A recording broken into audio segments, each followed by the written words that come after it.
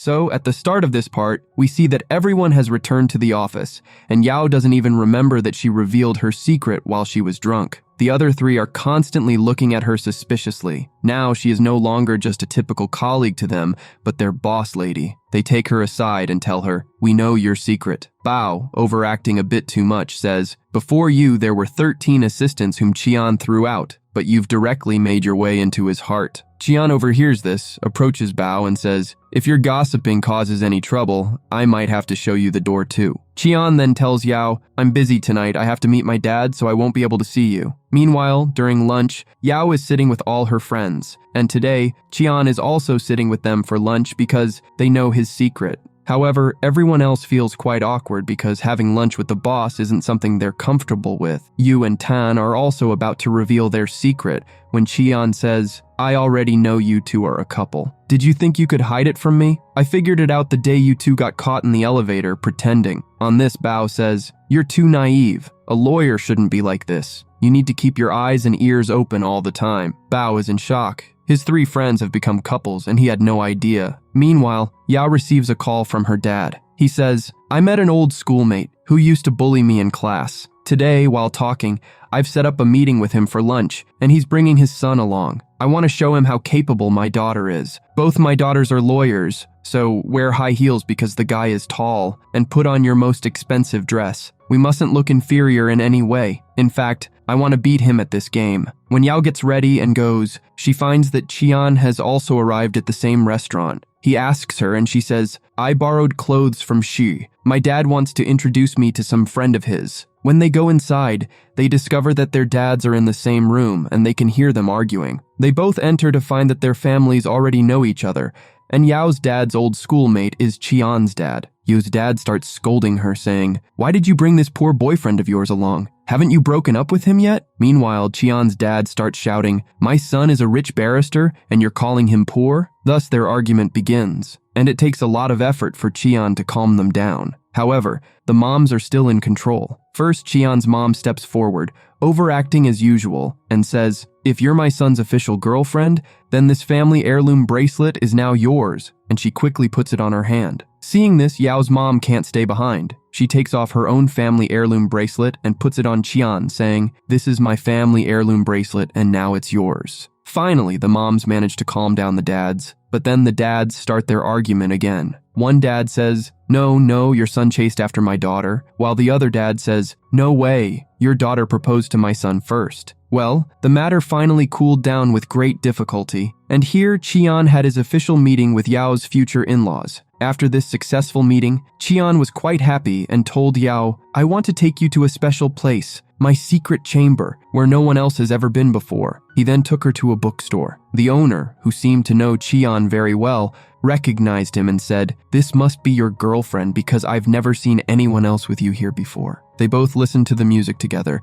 and spent some quality time together. Meanwhile, we see Wu Jun feeling a bit nervous. He calls Qian and says, "She has asked me to introduce her to my parents. I didn't expect this to happen so soon. How will I meet her parents? What will I say?" But then he also says to Qian, "What am I asking you for? I'm the principal of the school and you're like a kindergarten student in it. But what can I do? You're my only close friend, so I'll have to take your advice." He then comes to meet Qian at his flat, where Qian had invited him. Upon seeing this, Wu Jun is surprised and says, "You're living here, leaving such a big house behind? And look at this, you have such girly interests." Moreover, there is also a photo of Shi and Yao there. Seeing this, Wu Jun says, "You've kept a picture of Shi here. To make me jealous, huh?" And at that moment, Yao comes out of the room, and Wu Jun gets the answer to all his questions. Wu Jun is shocked to see Yao. He goes to Shi and says, "This Qian, whom I underestimated so much, has defeated me. He even met the parents a day before me. I feel like I've never faced such a big loss in my life before." And he starts asking Shi for advice on how to win over her parents' hearts. The next day, when Yao was on her way to the office, she saw lawyer Liang, who was joining their firm that day. From the first glance, Yao was struck by her personality, and then they all sat down for a meeting. Liang made her entry alongside Qian,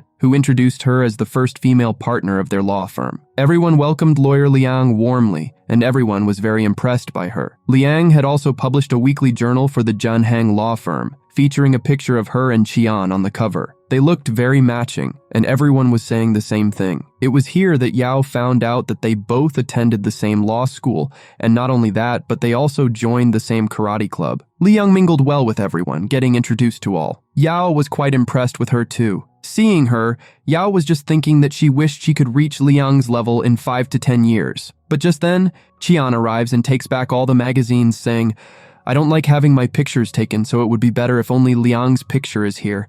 I've never even put up my picture in the law firm." Liang felt bad but stayed silent. Afterward, she comes to Qian's office and gives him a gift, along with some memories from their university days. But Qian wasn't giving her much attention. He might have sensed somewhere that Liang was getting too friendly with him and liked him. As he was leaving, Qian said to her, "Thank you for every gift, for everything. And yes, I'll arrange a proper banquet for you joining this law firm, but I have to go to a meeting now, so sorry." Meanwhile, Liang is shown looking at Qian's photo, lost in memories of their university days. Actually, she had always had a crush on Qian. She was a year junior to him, and she joined the karate club because of him, where Qian once praised her performance. That moment was printed in her heart. On the other hand, Qian was worried about his girlfriend. He goes to her and says, "Actually, I didn't know about the photo. You didn't get upset seeing my photo with her, did you?" But Yao said, "I really liked lawyer Liang, and I'm not jealous at all." However, her other colleagues were worried too, because everyone in the office who didn't know about Yao and Qian's relationship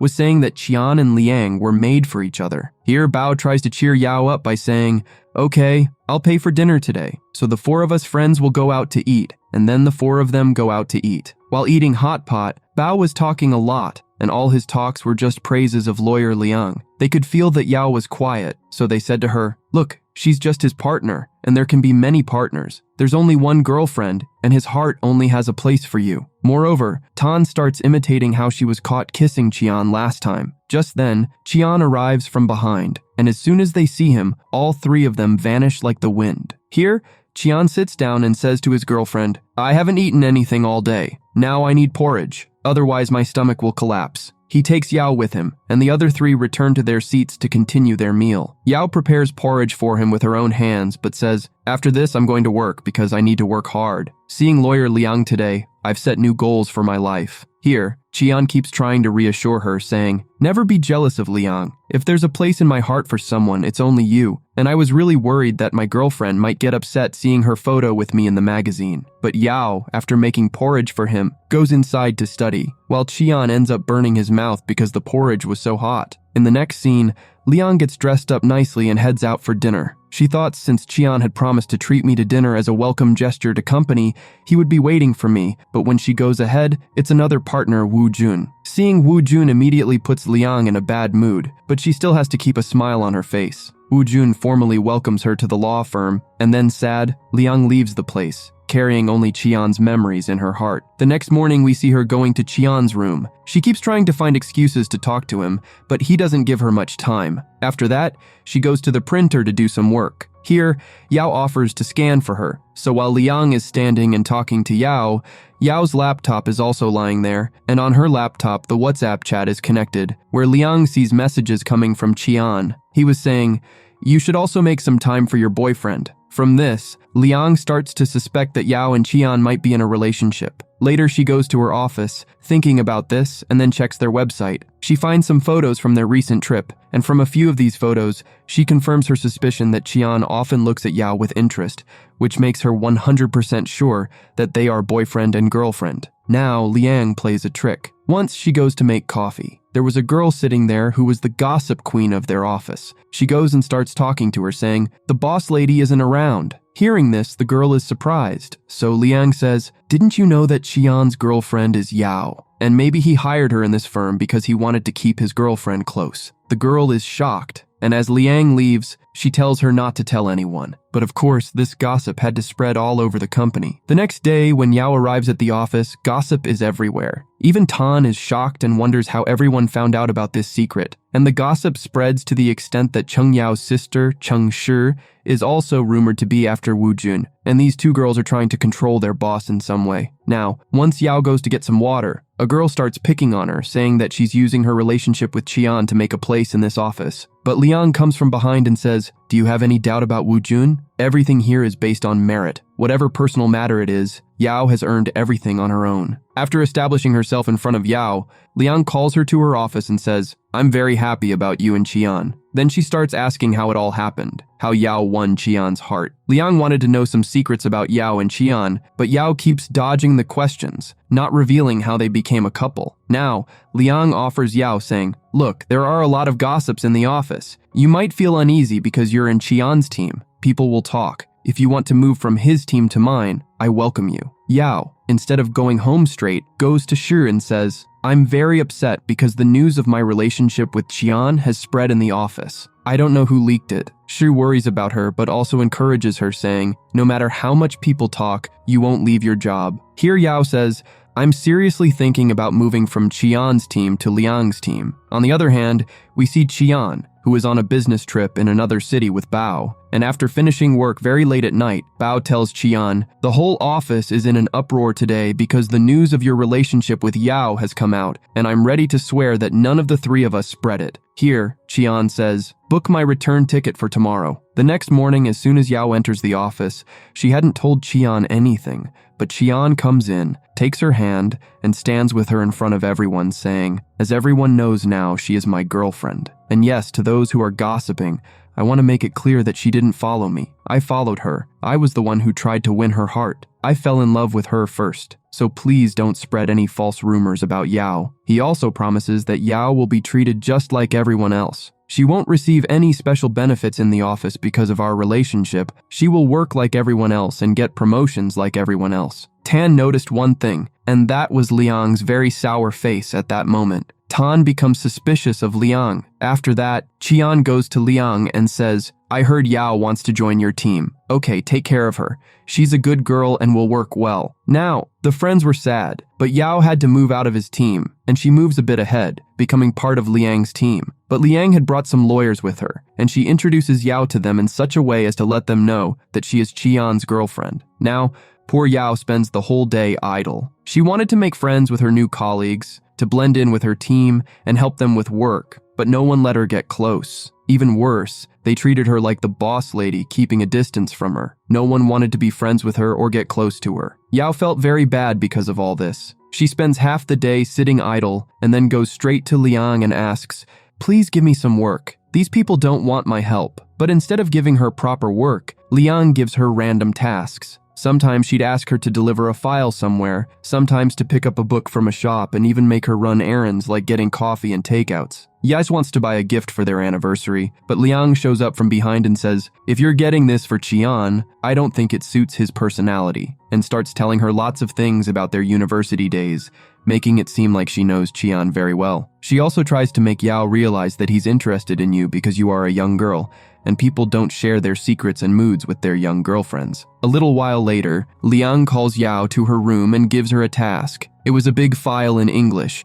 and she gives it to Yao to study, but she gives the order in such a twisted way that Yao thinks she has to translate it. Poor Yao spends the whole day doing this. Even her friends come to see her at lunchtime, and Qian also comes to feed his girlfriend because she was looking quite drained all day. But Liang, out of jealousy, immediately calls her and asks her to come over. When Yao takes all the translated material to her, Liang says, "I already had this translation. Didn't you understand that I didn't ask you to translate it? I asked you to study it." But she was such a sweet knife that Yao didn't even realize how she was being tricked. Now, she tells Yao, "Today you'll go attend a conference on behalf of company to gather sources for us." Yao gets very upset because today, she and Qian were supposed to celebrate their 100th day anniversary. Qian also notices that Yao went out for some work and hasn't returned yet, and he gets worried. Meanwhile, Yao finishes very late from the conference, and after that, a lawyer, Lawyer Lee sees her and wants to discuss some work-related matters with her,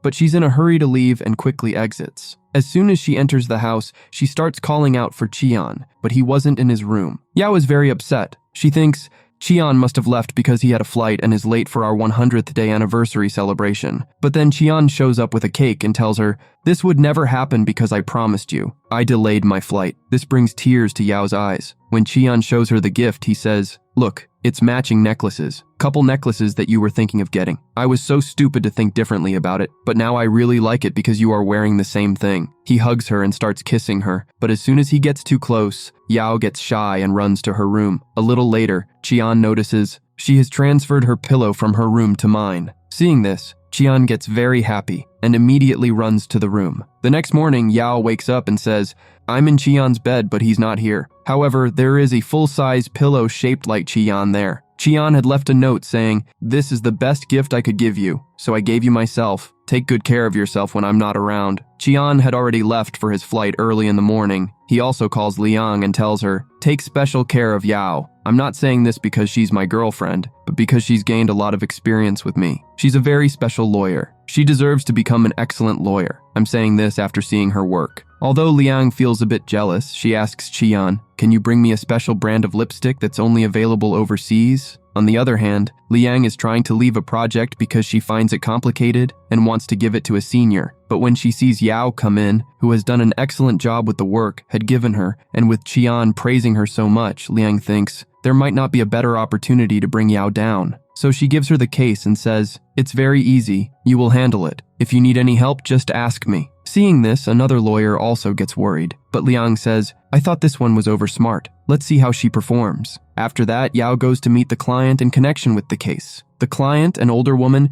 seems like a very complicated person, almost psychopathic, counting the value of every small thing. After the difficult meeting with the woman, when Yao returns to the office, Tan comes over to her with an excuse. She brings tea and cake for her and says, "I'm quite free today, so if you need any help, don't hesitate to ask." Here, Yao tells her, "I know everything. Actually, Cheon asked you to help me before he left, didn't he?" And it is true, Cheon had asked Tan to take care of Yao as a friend, but Yao feels that she can handle the case herself. Meanwhile, Cheon overseas is attending a meeting. As soon as the meeting ends, he asks his client, "Where is the nearest beach?" and immediately heads to the coastline. He calls Yao from there and says, "I've always dreamed of going to the beach with you. Look at the scenery. We should soon go on vacation to a beautiful place with a nice beach." Now Yao completes her documentation and takes it to Liang. Liang, impressed by her working style, tries hard to find a mistake but ends up smiling and praising Yao. After Yao leaves, Liang tells another lawyer, "Go and find a mistake in this." But instead of that, the lawyer praises Yao, saying, "I've already checked this work twice, and now I understand why Cheon praises her so much. This girl is really capable." Hearing this, Liang's expression is worth seeing. She feels like the fun is spoiled. So now, in the evening when the whole office is empty and Yao has also left, Liang comes into the office. She looks very angry and mutters, "What is so special about this ordinary girl that makes Cheon find her so special?" She then checks Yao's drawer, finds some files, and starts messing with them. The next day, Yao is very worried and Tan searches everywhere for the documents that Yao had prepared for the court proceedings,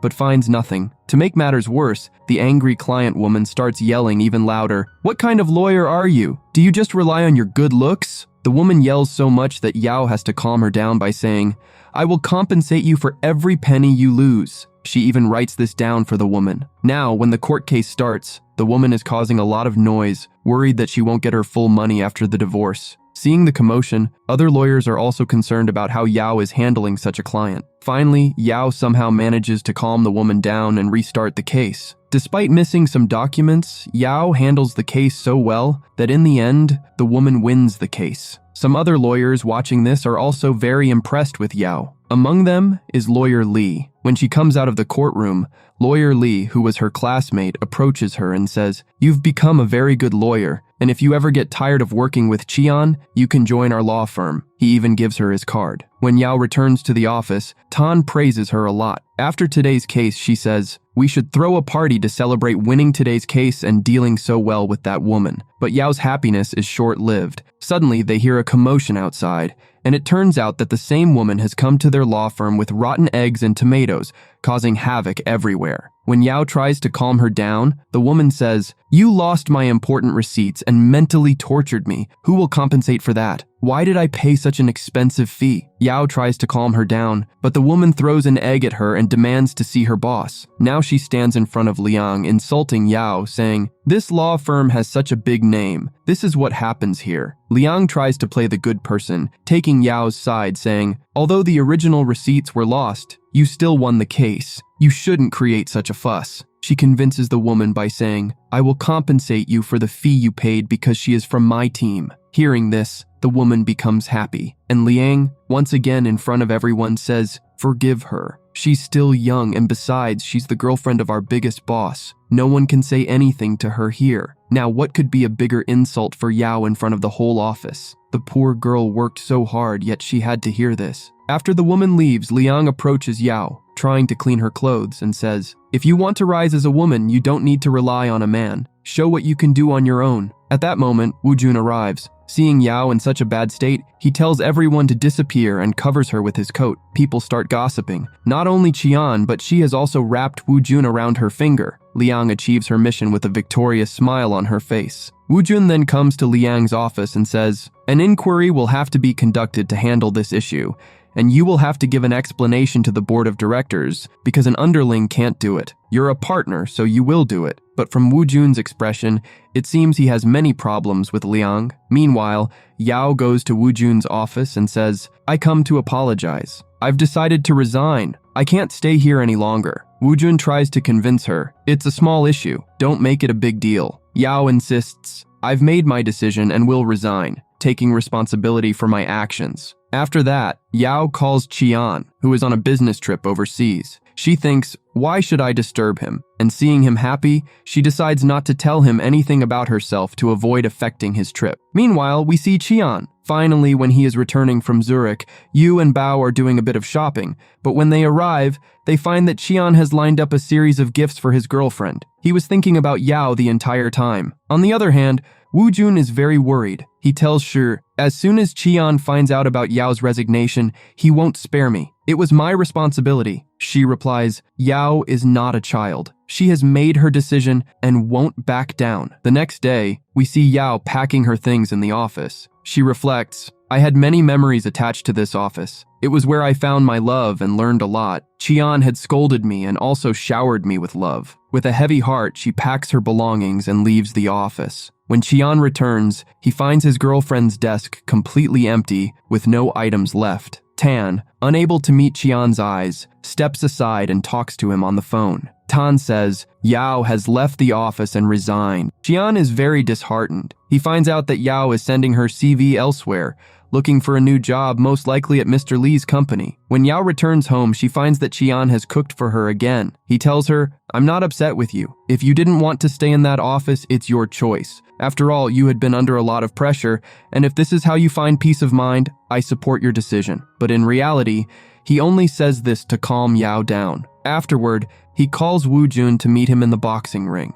Qian says, "I need to talk to you about what happened." Wu Jun, very scared, thinks, "The punching bag will soon become my face," and something similar does happen. Qian angrily questions Wu Jun, who tries to explain. Wu Jun says, "I did my best to stop her, but she is not a child whom I can scold and make sit down. She made her own decision." Wu Jun explains the entire issue in complete detail. Afterward, Qian goes straight to Liang and tells her, "I've completed my investigation and have retrieved the CCTV footage from that night. The hidden footage clearly shows that you were the only one who went to the office that night." Qian shows her the footage and says, "So this means it was all your conspiracy to get Yao out of here." Liang has nothing left to hide. She admits, "Yes, you know well that I've liked you since university, but when you didn't even look at me, I joined a company for you, but you couldn't see anything but Yao. So you forced me to do this, to get Yao out of here." This enrages Qian. He shouts at Liang, "This is all your fault. I don't like you. There is no place for you in my heart. What was Yao's fault in this?" In the midst of their argument, Wu Jun arrives and somehow manages to calm Qian down and send him away. Meanwhile, Yao is very upset. Qian tells her, "I found out that you weren't really responsible. Liang had taken those documents, so now you should come back to the office because your innocence has been proven." But Yao feels, There's no point in going back to the place I've left. My image has been tarnished in everyone's eyes, and I can't work in such an atmosphere. Meanwhile, Woo Jun secretly meets Liang somewhere outside and shows her a photo of the three of them together. He says, "Remember how good it was when we were just friends? You were just a university fellow to us, and we had so much respect for you, but everything got ruined because of your conspiracies. But there is still a chance.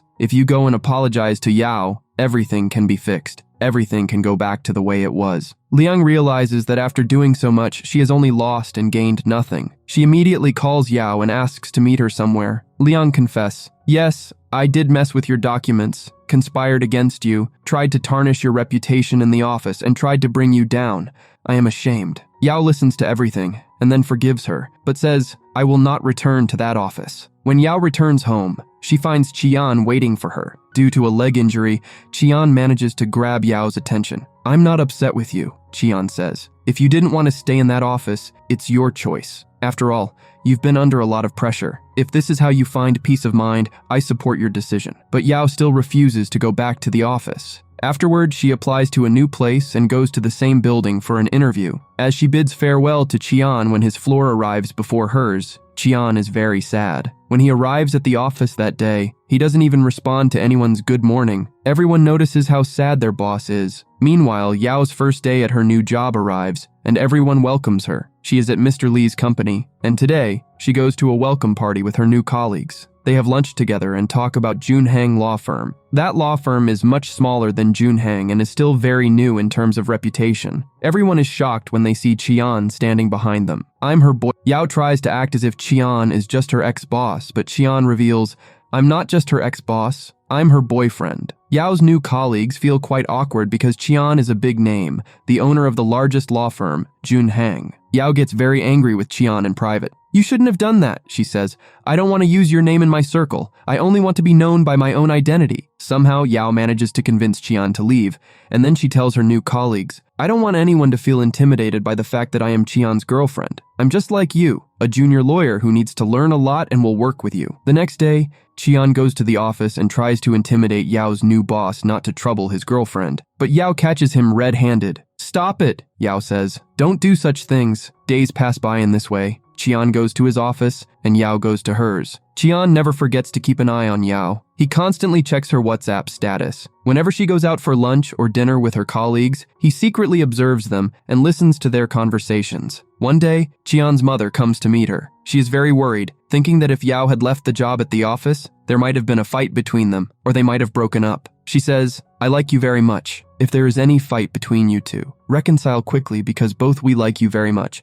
and want you as our daughter-in-law." Qian spent his entire day in the office, lost in memories of Yao. He felt very lonely these days, as if he had become accustomed to having Yao around. However, Yao was quite busy in her new office. She was so engrossed in building her career that she often couldn't give Qian much time. Then one day, Qian took Yao to a party with him. At the party, Yao said, "I want to keep a little distance from you. There are many lawyers here, and I don't want to be known only as your girlfriend." Sometimes Yao felt that Qian was a great boyfriend, but she said, "More than benefiting me, it's causing me harm in building my career. People distance themselves from me and become intimidated by your influence." Today, Yao argued with Qian, saying, "Please stop telling everyone that I'm your girlfriend everywhere we go. Please let me create my own identity too." Because there, no one knew her name. Everyone was just saying, "She is Qian's girlfriend." Well, such matters were troubling Yao, and Qian was also upset. He would often take out his frustration on his colleagues and Woo Jun as well. And because of Qian's moodiness and the fact that they weren't seen together much, rumors spread that Yao and Qian had broken up. Many people gossiped about this. However, in reality, nothing of the sort had happened. They had just reduced their meeting. Meanwhile, Yao received a new case at her new office, which was quite complicated. She met with her client, whose husband had passed away. The company was caught between the mother-in-law and the wife. The wife said, "I want the company because I believe I have a right to it." But the mother-in-law thought, "I wants it just for the money." One day, Yao went to that music store again, listening to the same songs she and Qian had listened to together. Coincidentally, Qian also reached the same library at the same time, but when he arrived, Yao had already left. He only found out Yao had been here. A silent war of sorts was going on between them when a new problem arose. The new case that Yao took on was being opposed by none other than Qian. Qian went to Yao and asked, I didn't know you were the lawyer here. But Yao refused and said, please behave professionally. And because of this, the distance between them grew even more. Yao seriously considered withdrawing from the case and handing it over to another lawyer. But then she learned that her client had attempted to take her own life. When Yao went to see her, she realized how emotionally attached her client was to the case. Yao decided, I need to take this case very seriously. Meanwhile, Woo Jun and Shi's life was going quite well. Shi had joined Woo Jun's firm, and Woo Jun had set up a nice office for her. However, as soon as she arrived, Shi noticed that Cheon was walking around very angrily, and all the employees were scared of him. Shi thought, I should try to talk to Cheon. One day, she went to him and said, can you take care of my dog for a couple of days? I have some work. Along with that, she advised, close the gap between yourself and Yao and share everything in your heart with her. Keeping things bottled up will only make matters worse. Finally, Cheon went to meet Yao, but it was more of an official meeting because they had to discuss the case. Yao explained in detail, my client is very serious about this case. She has even attempted suicide. That's why I won't back down from this case because I believe no one else will give it 100% like I can. After listening to Yao, Cheon went home and spent time with the dog, deeply thinking about the situation. He uploaded a photo with the dog on his status, which refreshed Yao's mood. Cheon had actually planned to resolve the situation differently. He said, I never intended to fight the case against you. He went to the hospital and arranged a meeting between the mother-in-law and the wife. Cheon told them, neither of you is entirely wrong. There are some misunderstandings that need to be cleared up. In this way, the case was settled without going to court, which was a big success for Cheon. He felt, just as these two reconciled, Yao and I could also reconcile. He convinced Yao, and Yao agreed. They held hands and walked out together. When Yao twisted her ankle, Cheon said, I'll carry you. He then took her to a place where a fountain show was happening. They had many beautiful memories tied to this place. There, Cheon held her hand and said, Yao, I want to marry you. How should we talk to our parents about this? Upon hearing this, Yao blushed and said, I have to leave. I've got work. Cheon felt sad. The next day, Woo Jun found out that Cheon and Yao had reconciled and were no longer fighting the case against each other. Woo Jun said, let's throw a party. Cheon, along with Yao and some of their friends, sat together for a meal. Cheon wanted to spend some alone time with Yao, but no one was ready to leave early. Frustrated, Cheon ended up eating spicy noodles. When he got home, another problem arose. Shi's dog, who was at their place, had eaten something wrong. Cheon had to rush the dog to the emergency room. At the hospital, Cheon's mom found out about the situation. The dog was completely fine, but she thought, my son has changed so much. He used to be scared of dogs and now he's taking such good care of them. All of this is possible because of Yao. Instead of going home, Cheon goes directly to Yao's flat and tells her, I need you right now. I'm very tired. Yao notices not only that Cheon's hand is injured, but also that he has a fever. So she takes care of both the dog and Cheon. She repeatedly asks him, should I take you to the hospital now? But he refuses. He only wants to eat the porridge Yao has prepared for him. After eating it, he hugs her and says, I love you so much. Your care always makes me feel better. The next morning, Woo Jun and Cheon meet outside a dessert shop, both waiting in a long queue to get desserts for their girlfriends. Cheon then goes directly to Yao's office, carrying the desserts for her friends and colleagues. This is his excuse to take Yao aside. Meanwhile, Ming is facing difficulties with his clients. He says, a few scandals about me have surfaced, and Yao recently won a case against me. It's causing me a lot of distress. Ming feels that Yao and her boyfriend are responsible for his downfall. He then tells someone, do something about this, plotting a scheme. The next day, there's chaos in law firm as they are targeted on social media. Everyone is saying that they work only for money, have no experience, buy our way up, and how can Tu Jr. to have progressed so quickly? It's all Ming's doing. She is very angry on this. On the other hand, Yao is on fire too because Ming went on a show and spoke ill about Cheon and his firm, trying to defame them. Liang wanted Cheon to confront Ming on the show, but she thought Cheon wouldn't agree to such a thing. Woo Jun goes to the media house and speaks to the show's producer, who says, we were hoping for Cheon's appearance. Finally, Cheon agrees to appear on the show. Yao is overjoyed and says, for the show's promo, I'll do Cheon's makeup. When the trailer for the show is released, Woo Jun and all the colleagues are very happy. Woo Jun says, Cheon's appearance in the trailer suggests the show will be a hit. Not only will the lies about our firm be cleared, but we will also get more clients. Finally, the day of the show arrives. Qian confronts Ming with their respective friends present to support them. A case is presented involving a husband and wife,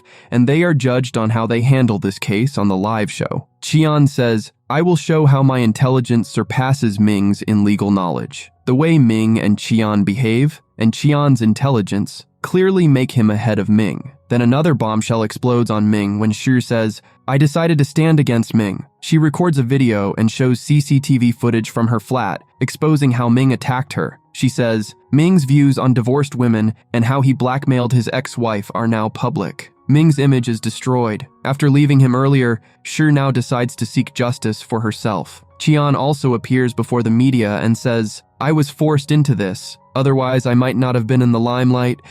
I also want to say that my views on life, marriage, and divorce are changing thanks to my girlfriend."